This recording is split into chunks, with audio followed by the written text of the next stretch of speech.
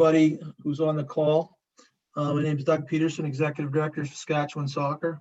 For those of you who haven't been on a call before, please take a look at the logistics. We encourage you to mute yourself when you're not speaking. Raise your hand if you'd like to be recognized and want to talk. We appreciate that. You can also put comments in the chat box. And of course, we always appreciate if people name themselves and identify their member organization as identified in the slide there. So I want to thank the staff for all their hard work in preparing for all of these sessions we've had over the last year or 8 months, I guess. And this is the last one of 2020 at the moment. So thanks to all the staff for all their work, and also thanks to the board for their support and guidance during the last year. And of course, thanks to all the member representatives who were on the call. And with that, I'm going to turn it over to SSA President Lisa Bagan-Lurie to bring the greetings. Thank you, Lisa. Thanks, Doug. And just a big shout out and big thanks to all of the staff for all their hard work this last year. We don't, get enough chances to say thank you. And thank you to our member organizations as well for all their hard work that they have done for their members as well. So just on behalf of the board of directors and staff, I want to thank all the member organizations and their representatives to be on this last call of 2020. We know the recent restrictions have come as a disappointment to the soccer community, and we remain in contact with SASPort and the business response team for any updates, and we are anxiously awaiting to see the progress that has been made by December 17th. And hopefully the guidelines will be reconsidered. During this quieter time, we hope you enjoy a well-deserved break with your families. Between now and our next call in 2021, we continue to update the membership throughout our weekly communications if the guidelines change. Please continue to stay safe. Following the government guidelines, we hope to see the reduced caseload and return to the game soon. Thank you again for continuing to join us on these calls. And on behalf of the board and staff, I wish you and your families all a safe and joyous holiday season, and thank you for your ongoing support in 2020. With that, I'll hand it back over to Nicole to go over tonight's agenda. Thanks, Lisa. So on tonight's agenda, first off, we're going to talk about the Whitecaps FC and SSA's expanded partnership that was announced recently. We'll also give a brief return to soccer update, and then a reminder about board nominations and award and recognition nominations. And we will also talk about the Canada Soccer Nation Champions. So with that, I'll hand it over to Rahim to talk about the Whitecaps. Thank you, Nicole. And hello to everyone on the call. It's wonderful to hear some of your voices. Hugh Morris, it feels like an eternity since I last heard your voice, but I'm sure I'll hear you tomorrow on the provincial TD call. So in terms of our Whitecaps FC and SSA partnership, as Nicole mentioned, it was announced last week or the week previous to that. The partnership has been renewed till the end of 2022. With that, Adam Miller will be our Excel manager. His role will oversee the boys and girls Excel pathway, and he'll be leading the SK Rex girls program and the SK Whitecaps MLS Academy program here in the province. Adam is with us today. So Adam, if you can unmute yourself and introduce yourself to those that are on the call, that would be greatly appreciated. Yeah, thanks, Rahim. Thanks for the introduction. Yeah, it's been a great first week or so in Saskatchewan. Made to feel very welcome by everybody. I'm really looking forward to settling in this fantastic province. Everyone's warming about the weather, but so far so good. So fingers crossed that can stay that way.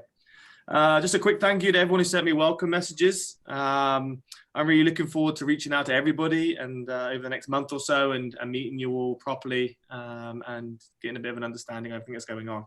So I'm really excited for the future with this province. I want to thank everybody for the opportunity and I look forward to the coming months and years. Thank you so much, Adam. As a part of our enhanced partnership, there's sort of 4 bullets that we have here. So the first one is we're going to have a more coordinated approach to both the boys and girls Excel pathway and programming. within that, there's going to be access to resources and support through the Whitecaps network for the different Excel programs. One of the other enhancements through this partnership will be regular coach education workshop for Saskatchewan coaches. Many of you may be familiar with our strategic plan, and we talk about both formal and informal education. And these regular coach education workshop would fall more so under the informal education side, but there'll be an opportunity for coaches at varying levels to connect. So the education is not going to be solely for high performance coaching or higher level coaching, but also for grassroots or community coaches as well. And there'll be targeted workshops for coaches within the different streams. In addition to that, one of the things that I think is understated in terms of something that we haven't necessarily spoken about as much. We often talk about player pathways. We talk about the different levels of refereeing, but there's also coaching pathway within this partnership as well. So something that the Whitecaps have done a really good job of over the past number of years is promotion from within. And so those that are within the Whitecaps programs have found themselves in roles with the full-time academy in Vancouver. So Marinos, who is also on the call with us today, will say a few words when I'm done. But it's something that they strongly believe in, and he can sort of expand on that when he speaks.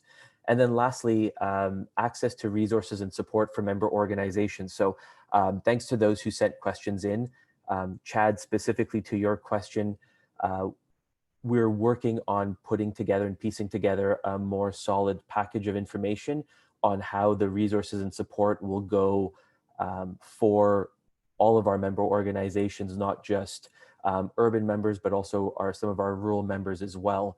So stay tuned for that, and we'll definitely reach out and connect in, once we have that information available. And that information will also be found on our website once available as well. So with that, I want to welcome Marinos from Vancouver Whitecaps to speak a little bit about the partnership from the Whitecaps perspective. Thank you, Raheem. I'm not sure if everybody can hear me. Yes, we can hear you. Yes, thank you, Raheem.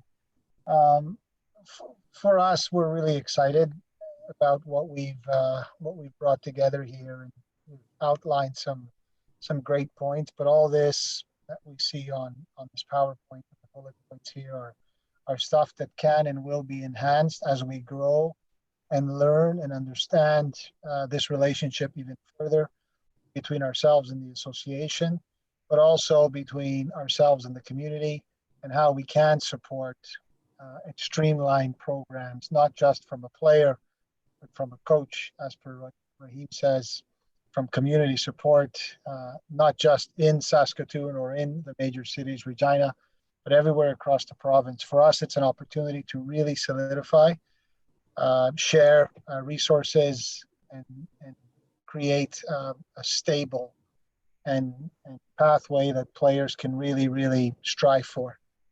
We want to support the community. We want to support,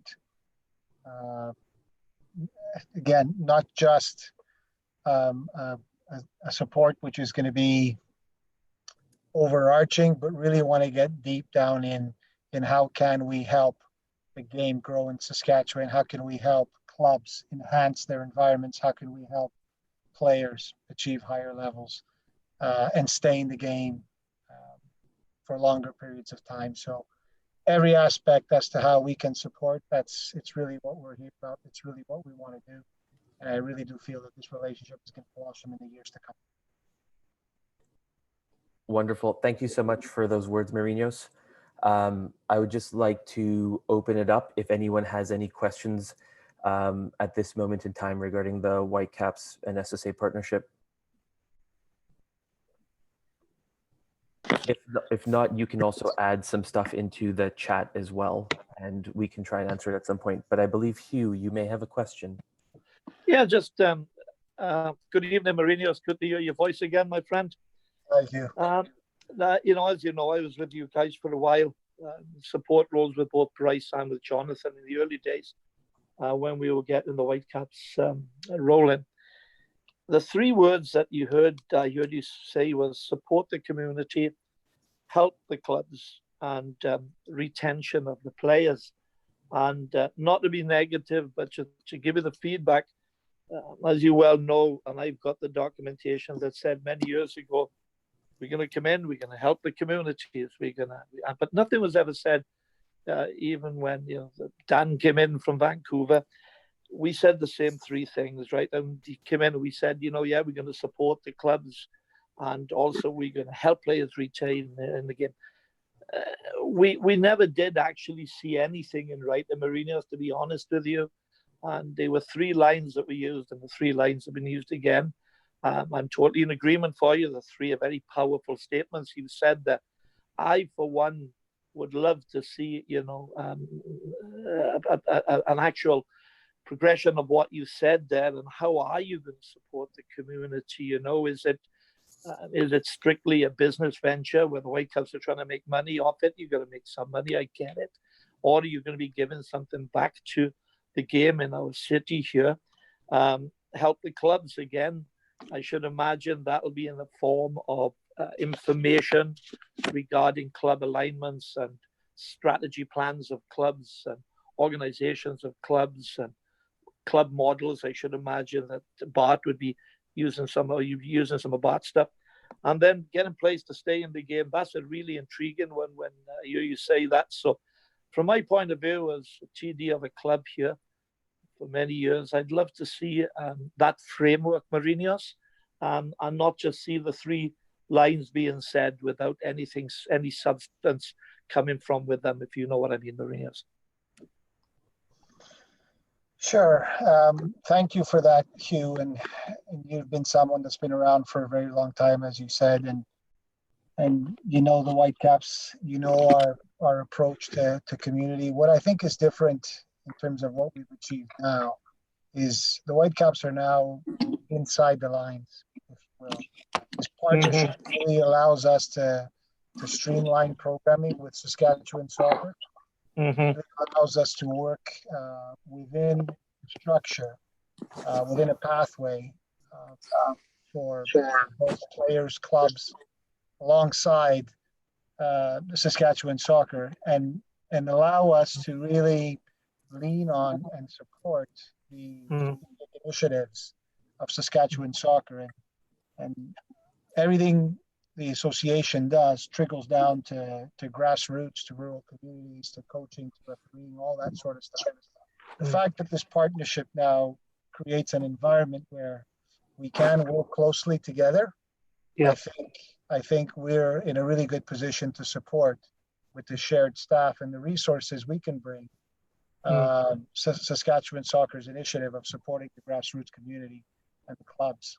So I think we've done well to position ourselves to literally get ourselves alongside Saskatchewan Soccer and support those initiatives.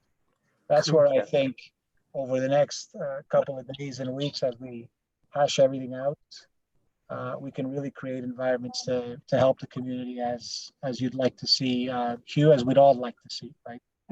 Thanks so much for your question, Hugh. Mourinho's, to piggyback off of what you've said as well, and as I addressed earlier, we're going to be working towards providing more information in terms of how we can access some of the different resources and supports that'll be available from the Whitecaps to SSA member organizations, in addition to some of the other initiatives that we will be rolling out. So something to stay tuned for as Mourinho said, as we continue to work together and then flesh out some of the details and communicate those out. So Nicole, at this time, I would like to turn it back over to you. Thanks, Raheem. So I am going to talk briefly about any updates to the Return to Soccer plan. I'm sure you are all well aware of the restrictions that were put on sport that took effect last Friday, November 27th. These restrictions will stay in effect until December 17th. And at that time, they will be reviewed by the Chief Medical Health Officer. So they'll either be removed or amended or extended at that time. So those changes are team sports are no longer allowed. So that's competitions and games for us. practices in the traditional sense. What is allowed is training for 18 years and younger, sorry, as long as 3 meters distancing is maintained between those individuals at all times, and there's only 8 individuals on a playing surface. So I think I covered everything in here. Everyone is being asked to limit the number of contacts they have. So we've been asked if that group of 8 needs to remain consistent.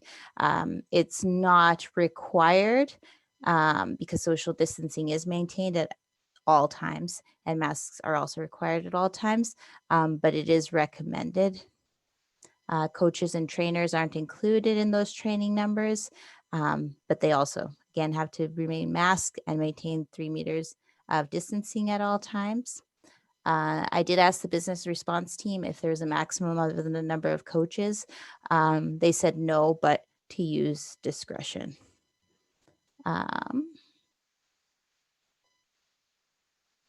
We also received quite a few questions when the restrictions first came out about what constitutes as training space. So a training space has to have enough room on it for all participants to have that 3 meters of social distancing at all times. Indoor facilities where a field is divided into subfields, say quarter fields by curtains, that's allowed. So if you divide a surface by a physical barrier, it has to be a barrier that you cannot go through. So that means you can't put pylons down the middle of the field and say you have 2 fields. That wouldn't suffice. Sask Health recommended physical barriers such as poly or plexiglass. I don't know if that's feasible to do to a soccer field or not. They confirmed that the floor to ceiling curtains found in most soccer centers are acceptable. And then, of course, this is for reference only. And as always, when we're speaking about facilities, we recommend that you talk to your facility operator to see what their guidelines are. With that, is there any questions about the recent restrictions? TJ, I see you have your hand up.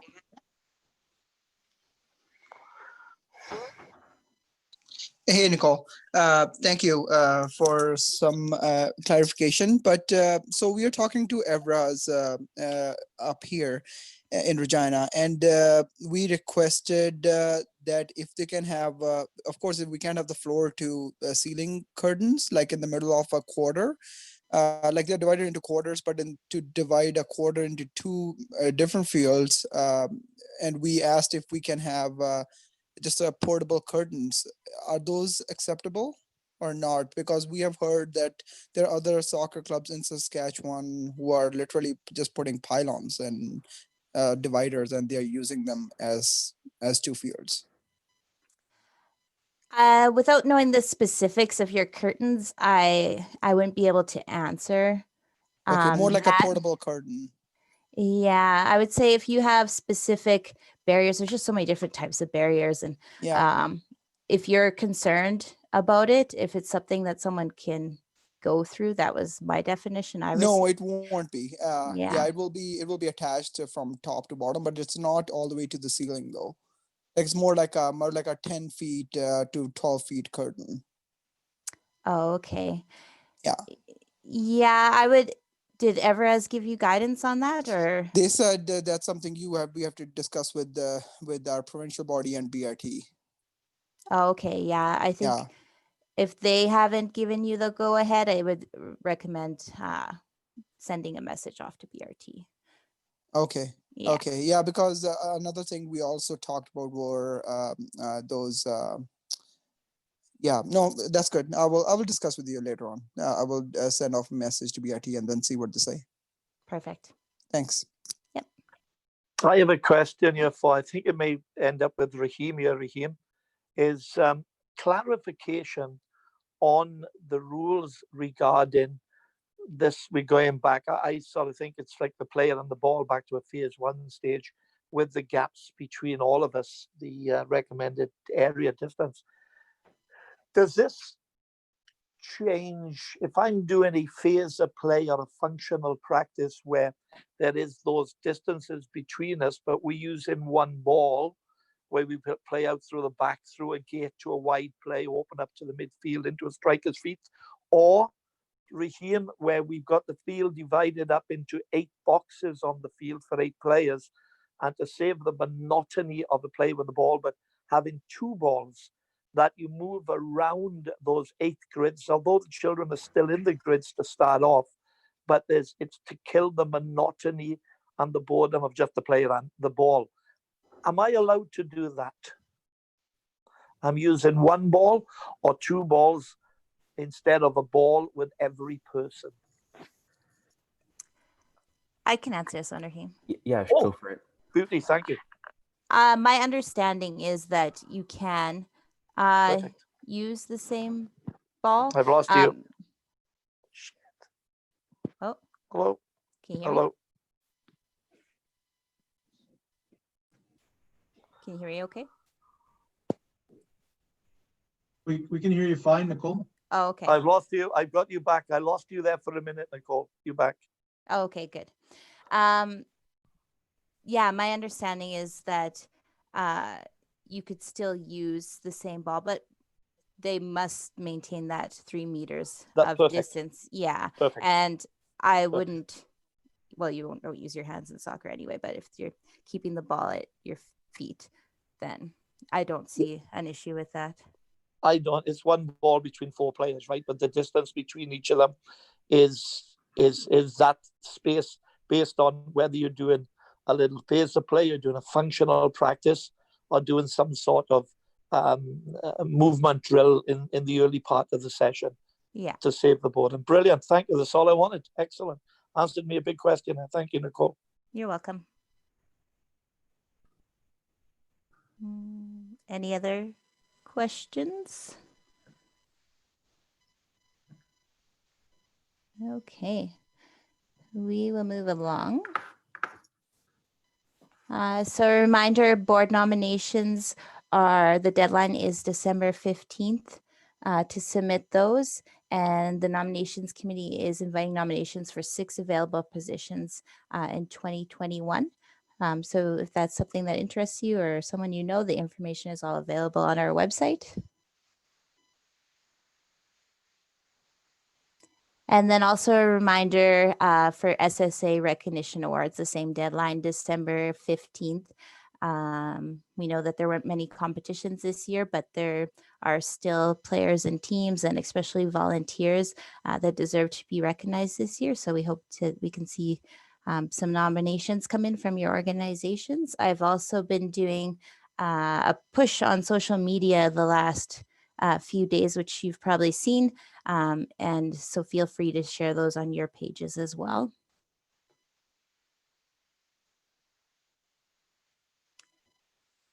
And then you probably saw this in a communication a couple weeks ago. Canada Soccer is looking for nominations for Canada Soccer Nation Champions. So every year they acknowledge individuals who have made a unique contribution at the grassroots level of soccer in Canada to an annual theme. And this year that theme is volunteers that have helped facilitate a safe return to soccer in the face of COVID-19 challenges. So your organizations and clubs can nominate as many volunteers as you like. And the deadline for that is December 13th. So we strongly recommend that you put someone's name forward. There have been volunteers working extremely hard this year, and this is a chance for them to be recognized at the national level.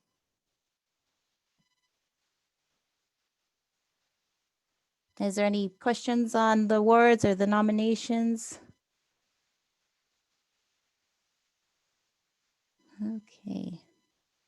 We're just flying through tonight. Next meeting is in the new year, Tuesday, January 12th at 8 p.m. And some upcoming events and deadlines. December 9th, tomorrow, is a coach mentorship webinar with Mark Marshall, and registration through that can be done through your organization's RAMP platform. Again, December 13th, the deadline for those Canada Soccer Nation champions. And then December 15th is the deadline for board nominations, SSA recognition, and technical awards nominations. And then along with the membership call on January 12th is the C license registration deadline. And if you have any questions about the C license, you can just reach out to Marcus.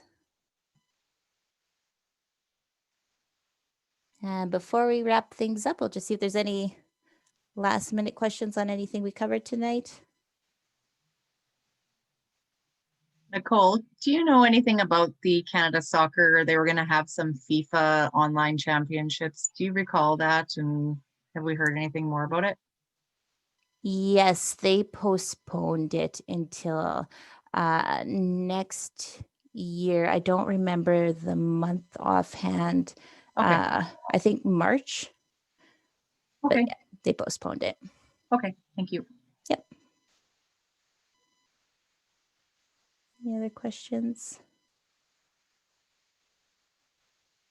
Perfect. Okay. Well, thank you everyone for joining us tonight, continuing to join us on these calls. And I hope everyone has a wonderful Christmas and a well-deserved break. Doug, do you have any final words? I just want to say thanks again to everybody for being with us this year. I know there's a number of people that have been on a lot of the calls on a regular basis. We really appreciate that. We're here to support you, and so if there's anything that you need, please let us know. And we're going to take a nice break here, but obviously there's a lot of work to be done still before we can get back where we want to be. So we're still hard at that, and we just want to thank you all for your support. So thanks very much to everyone. Thanks, Doug. Take care, everyone. Have a safe rest of your 2020. Thanks, guys. Merry Christmas, guys, everyone. Good night, Merry Christmas everyone. to you too, TJ. Bye-bye, Take everyone. care. TJ. Happy Good night, everyone. holidays. Happy Bye. holidays, everybody. We appreciate it. Good night, all. Take care.